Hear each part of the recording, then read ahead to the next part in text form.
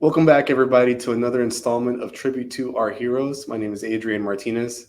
Today, we are joined by an Army veteran who is now the owner of a brewing company out in Ohio area. He'll get more in touch with that later, but we're really excited to have him. He served in the Iraqi War. He was deployed a few times and went reserves. Very honorable man. We're excited to have him on board and for him to share his story with us today. Let me welcome Andy Reynolds. Andy, how are you doing today? All right, yourself? Doing well, man. Thank you so much for joining us. As you know, we love to get veterans who've been deployed, who've transitioned out, who've been supported by Soldiers Angels and stuff like that, and to be able to share their stories. So, thank you so much for being with us here today. You're welcome. This here. All right, so let's go ahead and get started. Andy, tell us where you're from, man. Where did you grow up? And yeah, I'm from the Cincinnati area. I grew up in a town called Milford, just outside, probably like a suburb of Cincinnati. Um, nice, yeah, awesome. What was it like growing up out there? it was a small town, so it was kind of nice. We were kind of fortunate.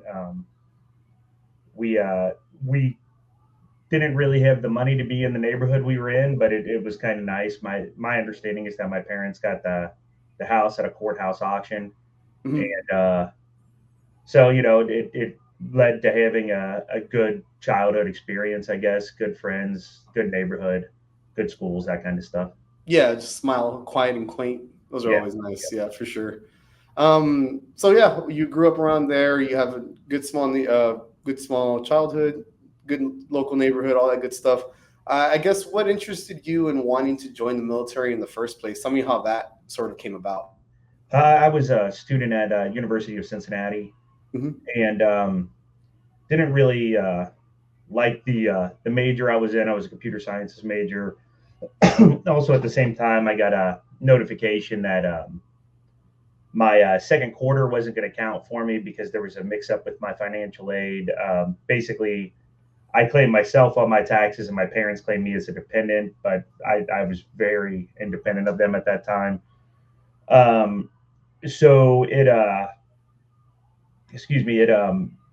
kind of led to this, me just trying to figure out who I was and where I was, and I came home from school one day.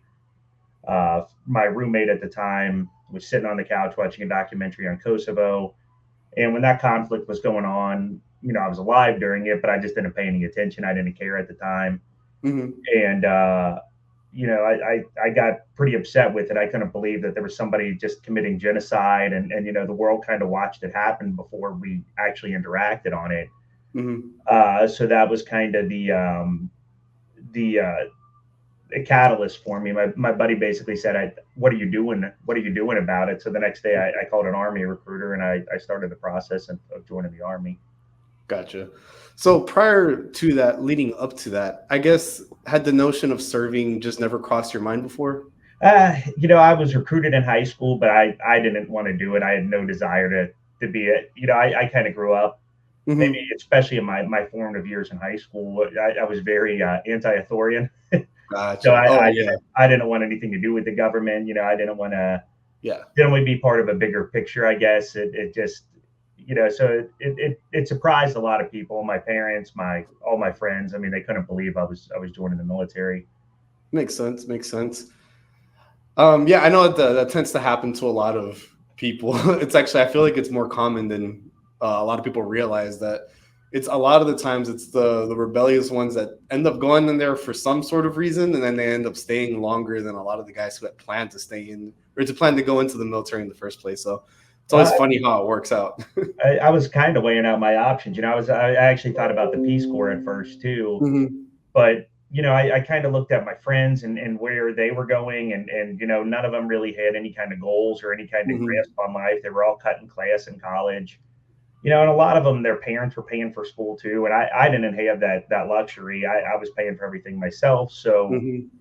it was something where I recognized that I kind of needed some discipline in my life, and I thought the military was going to be the better choice of any of it. So No, that makes perfect sense. I feel like in a lot of ways, I served for 4 years in the Navy, and I feel like what you're saying kind of sounds similar to what I was experiencing too.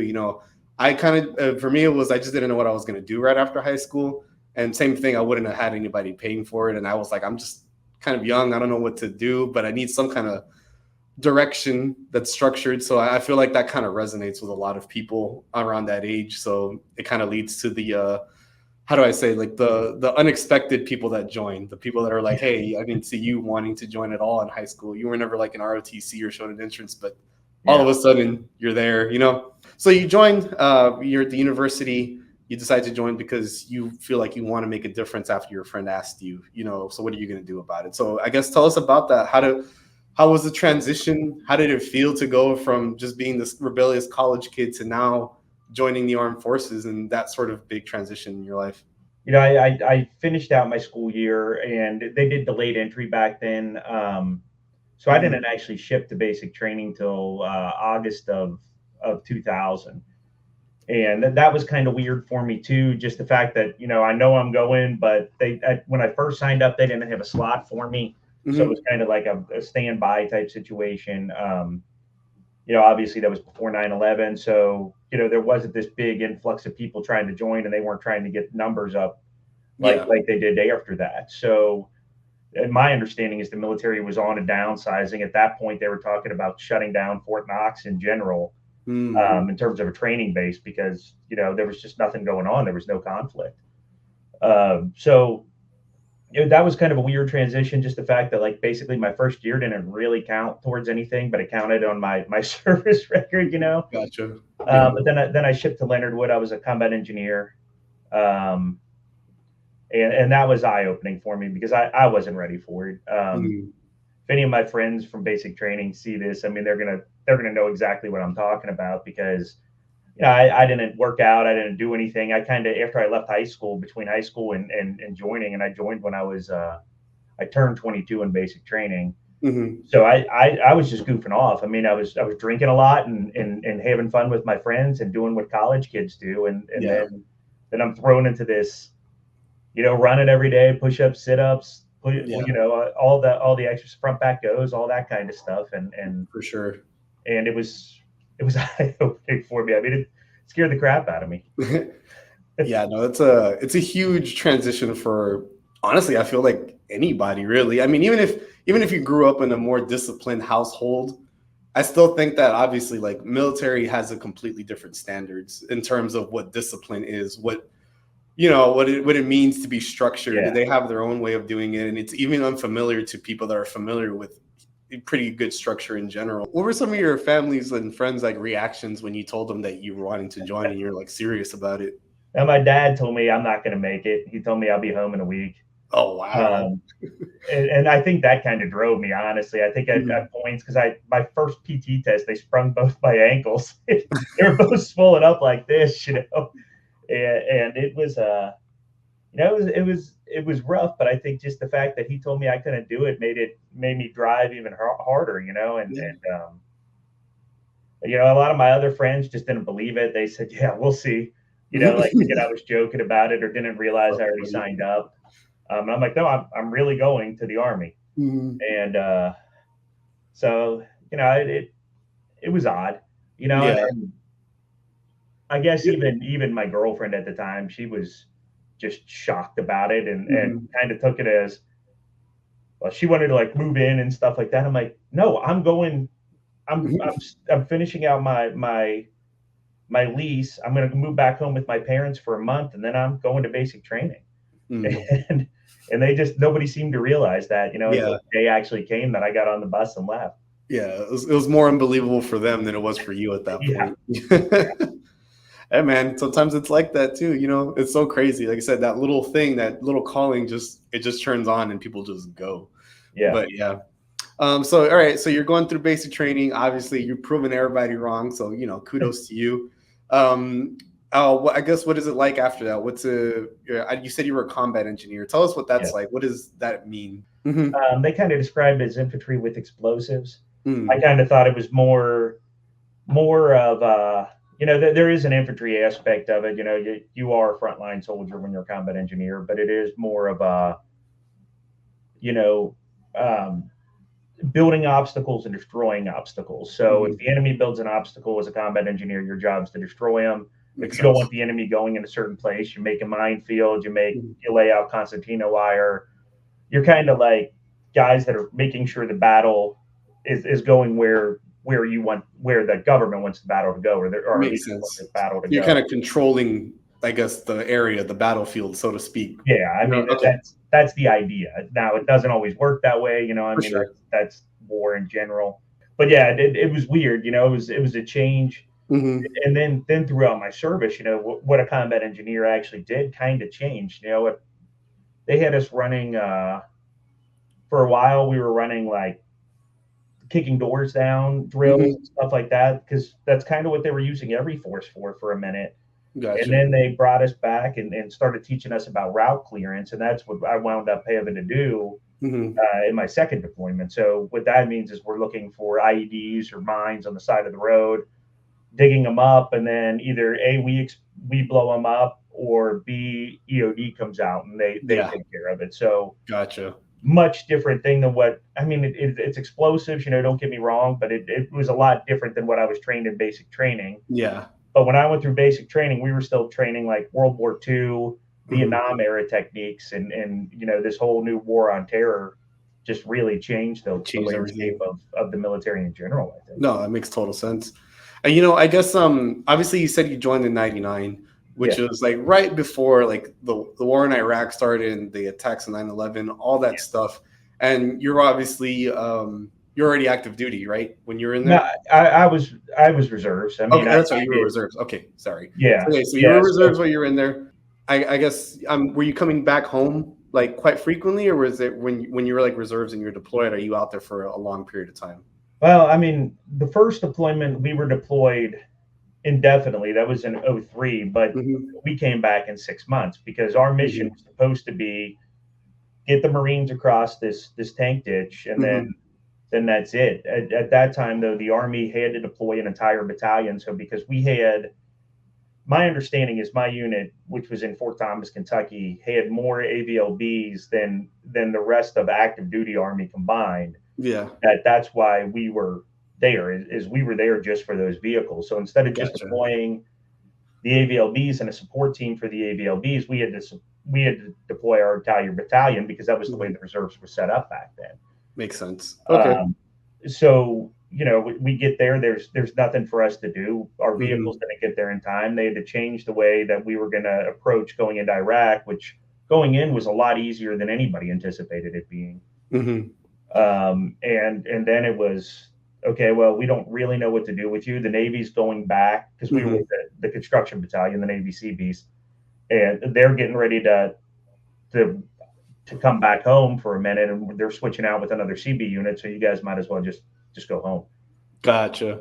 So it was. I always joked that was kind of a sightseeing tour for us. It was Hmm. kind of who wants to go on a mission? We're going here. Who hasn't seen it yet? It was that kind of Hmm. thing. It was there was nothing for us to do. I mean, No, I gotcha. it So, that was your first deployment, correct? yes. When was your second deployment, and how was that compared to your first one? It was a lot worse. Mm. It was '07, '08. We got Mhm. into Ramadi for the tail end of the Battle of Ramadi. We were stationed with the Marines. We were attached to them again.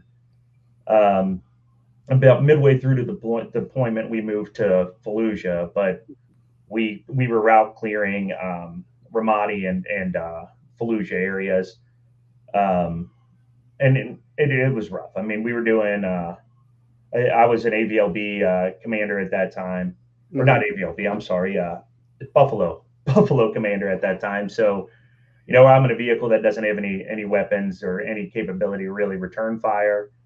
Although we rarely did take it, our main thing was just AVL. I mean, was mainly finding IEDs and Yeah. dealing with that. And that was rough. I mean, we were fortunate enough as a battalion that everybody made it home. Hmm. Nobody was the same after that deployment. I mean, we got our butts kicked.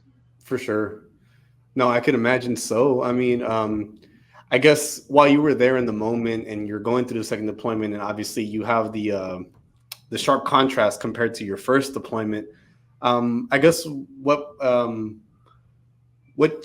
some of the observations that you feel? I guess now looking back at it that I guess really changed you, or it changed the perspective that you had on maybe the war or just life in general? Well, I mean, it was, I guess I hit a point over there where it just didn't matter anymore. I don't know if that makes any sense. I'd rather, I hit a point where I'd almost rather have gotten blown up than just keep staying there. You know what I mean? Just Yeah, get it over with. And that was kind of the way I think we all kind of felt at one point. makes Um, sense. they were running us pretty ragged though. We were doing 12, 14 days on with one maintenance day Hmm. in between, and that was like the day we had to do all the maintenance on our vehicles, do our laundry, get everything squared away back in the barracks, and then Hmm.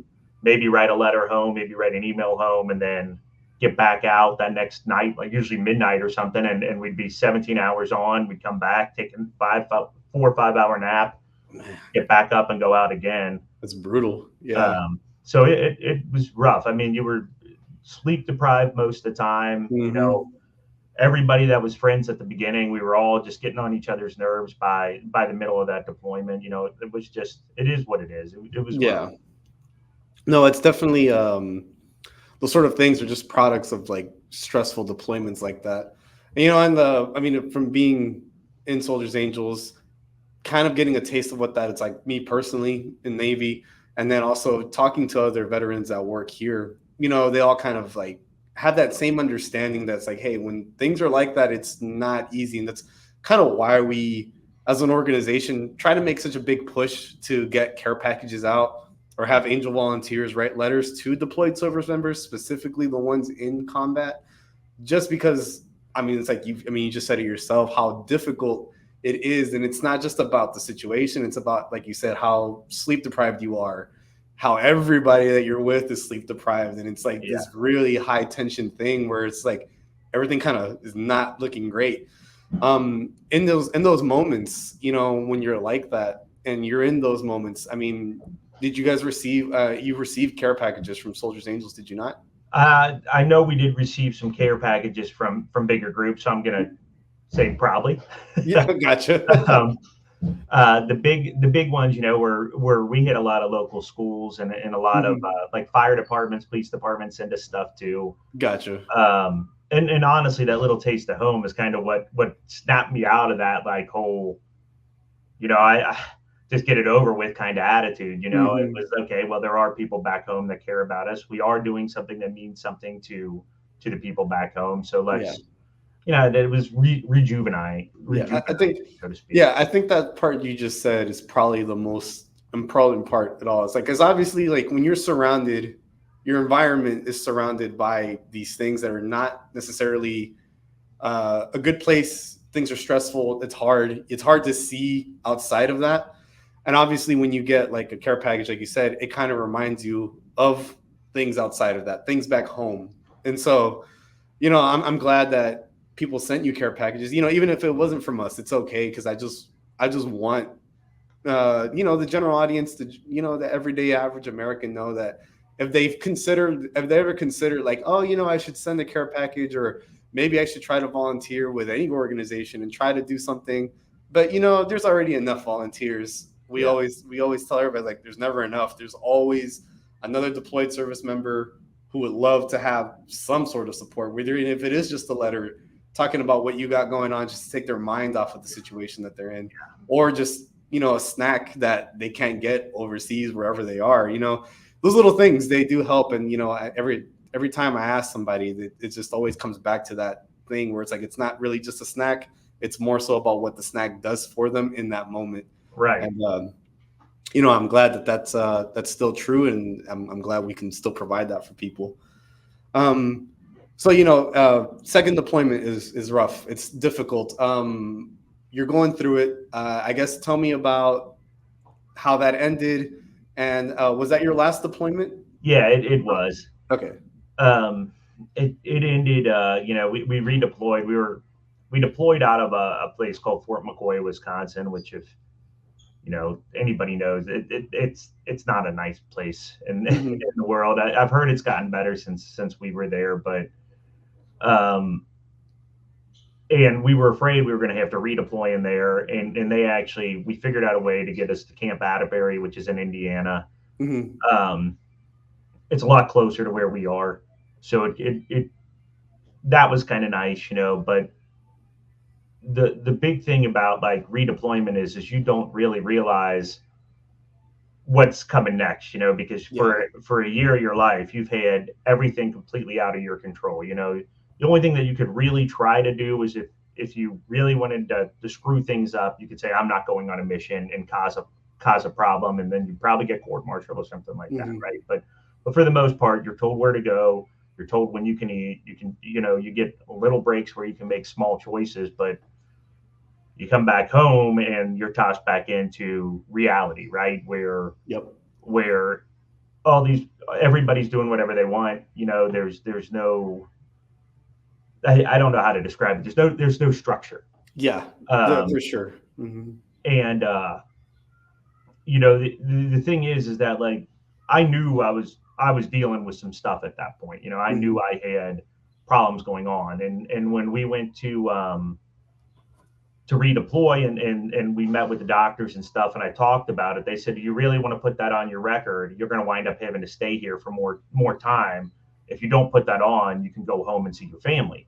And Yeah. it's, well, I'm not going to put that on, then I want to go home and see my family. So a lot of I think that's something, and I don't know how it is for the Navy, but I think it's something overall that the Army can improve on is the transition phase there of getting you ready to go back home, Yeah. trying to unwind you before you just get thrown back out to the world.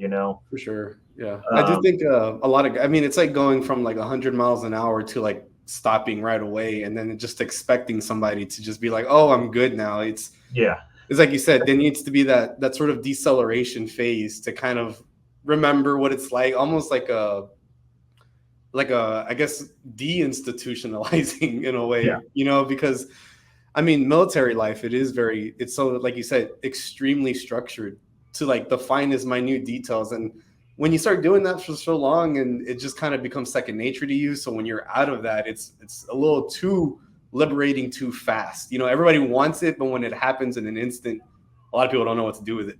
yeah, And I feel like that in itself is a problem for a lot of people, let alone for veterans who've seen combat. And it's like stack that on top of all this other stuff too. It's like it just sounds like it would be a very big psychological mountain to climb. yeah. I mean, it was, and I had my issues with it. Yeah, I was hit by an IED while I was over there, and I had a concussion Hmm. from it. So I was dealing with these migraines. I was the job I was in, my civilian job. I was in finance, and I was working at that time as a trader for a big company. Hmm. And a lot of it was, you had to somebody would talk to you, and you'd have to relay their numbers back to them, right? And I was really getting tripped up on these numbers that I'd always been really good with. Hmm. So that was kind of a big struggle for me. On top of that, the frustration of just day to day life was kind of getting to me too. Yeah. I definitely had, my wife kind of recognized it before I did, but I was having these anger bursts. I was, every time we'd go out and it was crowded, I'd wind up trying to fight somebody. Mm. Um, it wasn't good. I mean, like I said, my wife kind of recognized it though. Yeah. She started telling me I needed to get some help. She got me involved with the VA, and then she also got me involved with Wounded Warrior, and both of those were kind of did their own part of me, I guess, pulling my head out of my butt, so to speak. Makes sense. Yeah. Um, but yeah, there was a lot of I'm still in therapy. I still go see a therapist every week or every other week, I guess I should say. Um, but yeah, I don't know. I mean, that was the hardest part was admitting For that I sure. needed help and No, realizing definitely. that my life was crumbling around me. At that time, I had one child, and a second was on the way, and my wife was like, "You've got to get this figured out, Yeah. or I'm taking the kids and leaving." Yeah. Um, so that was it was eye opening for me. It was rough. Yeah. On top of that, I started having problems with my intestines. I had all these precancerous polyps form. They think it's kind of like one of those burn pit, Hmm. pack act type things. I had got diagnosed with chronic pancreatitis, and yeah, I've kind of been dealing with all of that ever since too. So Gotcha. it was a rough time. I, No, for sure. I know. I mean, and it sucks. Obviously, everybody wants the military or deployed service members to come home, and I mean that's always the idea. It's the big goal for them is to go out and do what we need to do, and then bring them back home safely. But it's not always that simple. I mean, it's one thing to get you physically here safely. It's another thing to really take care of them, what they really need for somebody to feel like at home again. And I feel like that's the hardest part a lot of the times. I guess going back to what you had said earlier, saying that you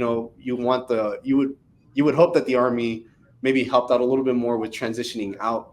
Do you think that those some of those subjects that you just touched on, potentially admitting that you might have a problem, maybe them pushing you more to seek therapeutic help, like do you think those are the sort of things that would benefit a lot of I guess military members in general just transitioning out back to civilian life? yeah, I think it should be something that maybe you meet with your first therapist while you're transitioning out. It's just some person that you're not going to really meet with on a regular basis, but at least they can kind of give you a couple tools in your toolbox to kind of Right. help you get through what you need to get through. Yeah. I don't think it's as easy for combat veterans as it is for but everybody. I mean, a good friend of mine that was in my unit and did 2 deployments with me. Then he did one day Afghanistan. That was a rough deployment as well. He Hmm. just got back from a deployment in Kuwait, which in his mind that was a very easy deployment. But he had the same conversation we should have had with our soldiers when we came back, Yeah. which was basically, listen, this is not going to be easy. You guys have been told all where to go, what to do for a year. Yeah. You guys have your battle buddy with you 24/7. You always have people you can joke with and monkey around with. You're going to go back to your family, and they're going to expect a lot of you, and that's not a very fair thing for them to do. But it's the fact of the matter, and what are you going to do in terms of making sure that you're okay. And he's like, Yeah. the answer is you keep in touch with your battle buddies. You make sure that you guys are meeting up at least for dinner or something like that. Every now and then you're calling each other when you can. When things aren't feeling right, you've got each other, and that's who you've got to lean on. And that's Mhm. something that I really wish we had a leader at the time that would have said that. Now, I'm not trying to say our leadership was bad at No, I all. gotcha. It Yeah. was just we didn't know what these, in '03 when we came back, we were only gone 6 months. Mhm. It wasn't a big deal for us. That we had a couple scares with scuds at the beginning of it, but after that, it was a joke. And in that last deployment, it was completely different. Nobody knew what to expect, and the military as a whole has been dealing with this for a long time. So at Mhm. least somebody should have said, "Hey, this is what we need to do," and it didn't happen. I don't know if that makes any sense at all or not. Yeah. No, I mean, it's a very difficult thing. I think that I think I feel like the main thing is it's different for every single veteran, and that I feel like that's probably the hardest part, just because obviously there's no one size fits all for everybody transitioning Yeah, out. I'm yeah, sure there's some veterans out there who transitioned out just fine. I'm yeah, sure there's some that got out and were like, yeah, it was a little bit of a transition, but I handled it and I'm okay. And then there's other veterans on the complete opposite end of the spectrum where they just yeah, didn't know what to do, and it obviously comes out to the worst possible outcome, which would be like suicide. yeah. And unfortunately, a lot of those veterans they just don't know at all how to ask for help or where to look for help, or even if they try to reach out to people that they were out to deployed with, maybe they're busy too. It's just all these little things can just add up, and it can be I mean, I would imagine it's a very difficult thing, but it's something that I do think that kind of needs to be thought about more dynamically from an organizational perspective, like the VA. It's like it needs to Yeah. be treated a little bit more specific to each case.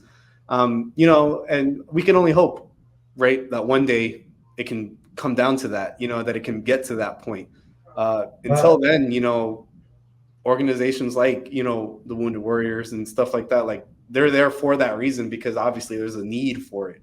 Soldiers Angels, it's kind of the same thing. We try to help you while you're deployed. We try to support spouses that are here while their husbands are deployed or their wives are deployed, and all these little things matter. All these little things, they definitely matter. So, Oh, they do. They absolutely do. hmm And I so think back to your point, I think that the biggest thing that we have in the military is we're taught it's a sign of weakness if you ask for help. Well, hmm when they transition you out, that's one thing that they should start just talking about is it's okay to ask for help. If you're yeah, not feeling like yourself, if there's something going on. I yeah, mean, I can't. I've lost in 2023. My unit lost 4 people, 3 to suicide, or I'm sorry, 2 to suicide. So that's rough. But it's a stressful life when you get back. yeah, I don't know. I mean, I've lost quite a few friends over the years to suicide yeah. from relating to that particular deployment I was talking about. I mean, it's just they never really learned how to transition. They never asked for help. They just kind of hmm kept saying, "I can deal with it. I can deal with it," until they couldn't.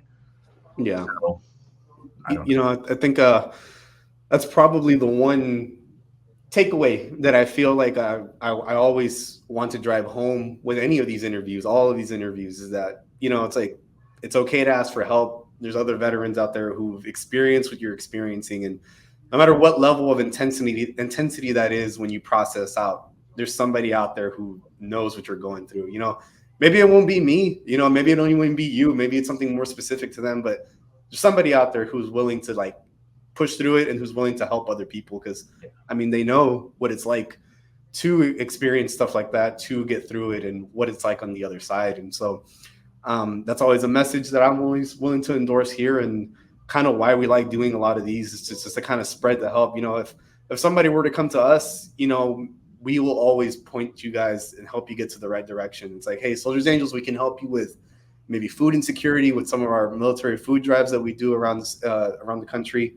It's like, but let's get you to a professional that we can help you with that. And if you need help with the food, we can help you with that. So it's even us as an organization, like, we don't want to compete with other veteran organizations. We want to kind of let them shine in their area while we shine in ours. And I feel like that kind of mindset needs to go with veterans in the VA and stuff like that. It's like helping veterans shine their way and helping them lift up, so it's a good thing. I'm glad you're here. I'm glad you're telling us and that you're willing to share with us your story, because I know it can be hard. So, thank you for that. Well, I guess let's move forward to, I guess you're getting out the military. You've overcome. You tried to struggle. You're now the owner of a brewing company. Tell us the name of the brewing company. What do you do now? And we're Alexandria Brewing Company. We're in Alexandria, Kentucky. We're part of my recovery, I guess, is what I'd say, of dealing with my PTSD. I was fortunate enough to go to Project Odyssey with Wounded Warrior Project, and that's just a retreat. Big part of it is learning how to deal with your PTSD, and the other big part of it is goal setting. So I set 2 goals while I was there. One was to rewrite my business plan, because prior to all my health problems, I kind of started homebrewing, I guess, when I was in Iraq, as bad as that sounds. But it was just making hard cider. We had a buddy's wife sent us some cider yeast, and we started fermenting apple juice. And that turned into a love of brewing for me. I got home, became a home brewer, really got into it. And it was one of the few things that I could find that distracted me from my demon, so to speak, but it was something I couldn't do all the time, because I had a regular job at that point. And, so, my goal was to start a brewery, and the money we had set aside for it, unfortunately, all went to healthcare bills, because I wasn't service connected. I didn't know anything about how to work with the VA at that point, because it was never properly explained to me. Yeah. So I lost a lot of money because of going to the doctor and dealing with my pancreatitis. On a quick side note, I feel like that's probably another thing that I feel like any branch should try to help any separating service members, is how important and how much you should definitely try to go to the VA as soon as possible, even while you're in and transitioning out, because that's a whole can of worms that a lot of people are not ready for at the end either. That's a whole thing. Well, the thing is you don't know how many problems you're going to have until you're out, right? And it Yep. all creeps up on you. Is kind of how I feel. Yeah. Um, Oh and that man. was, I had I gone to the VA for medical care, like I was uh-huh. seeing a therapist there, but I wasn't service connected, and I didn't know service connection meant a lot more,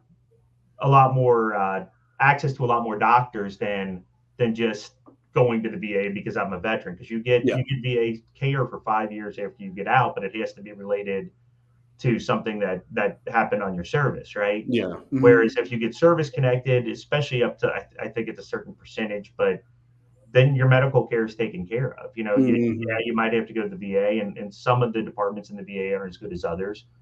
But my experience has been nothing, or for the most part, very positive with the Yeah. VA. That's good to So hear. Yeah.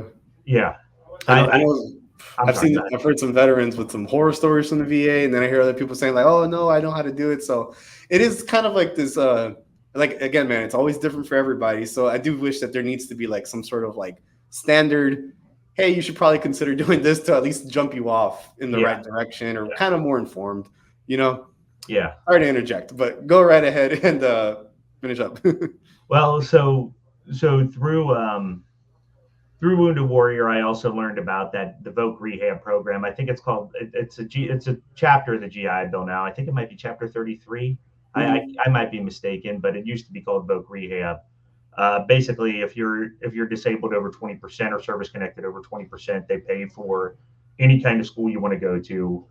There is some counseling that goes along with it prior to you leaving. Things you kind of have to do to try to figure out where you should really be going to school. They've really worked on that, because when I first heard of the program, it was whatever you want to do, we're going to pay for you to go to, and now it's kind of, we need you to know that there's a job viability of it, that there is a chance that you can get a career, and that is your goal, to Mhm. try to get work, something that you can deal with what's happened in your life. Yeah. Um, so I got connected there, and I went to Siebel Institute of Technology, which is the oldest and probably the most renowned brewing school in the United States. It's in Chicago, and I learned how to become a professional brewer because of the VA. So that's one thing that they did for me. That's awesome. Yeah. I guess it was one of those situations too, where they say you don't know till you know, and that's what it was. I thought I was ready to go professional until I went to school for it. Then I Mhm. realized, wow, there's a lot more to it than just Yeah. what I was doing as a home brewer. Um, the other thing, which was rewriting my business plan, my other goal, I accomplished. I got some investors behind me. Most of them were angel investors, which they became silent partners with me, and we moved to open the brewery up, and we started construction in 2017, and we opened our doors in 2018, and we've been going pretty strong since. So Yes. you know.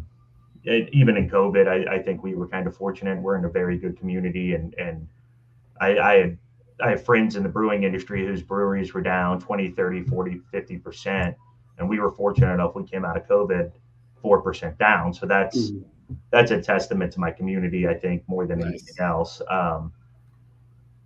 But we're in a growth phase right now, and we're also happy to say that we're partnering with Soldiers Angels with what I call it, Homefront IPA. We're Yeah. doing our own version of that this year. That's our Hops for Heroes campaign, where we get a lot of breweries who are willing to, do the home front IPA and brew it their way and sell it, and whatever they sell, they donate to us, and we're able to put that to good use, help deploy veterans and service members all over the world. So thank you for that, by the way. That's really awesome. Always glad to have people in the corner helping us out, and of course, you being a veteran itself, I think it's awesome. It's even better, more connected, because I think you understand it a lot more.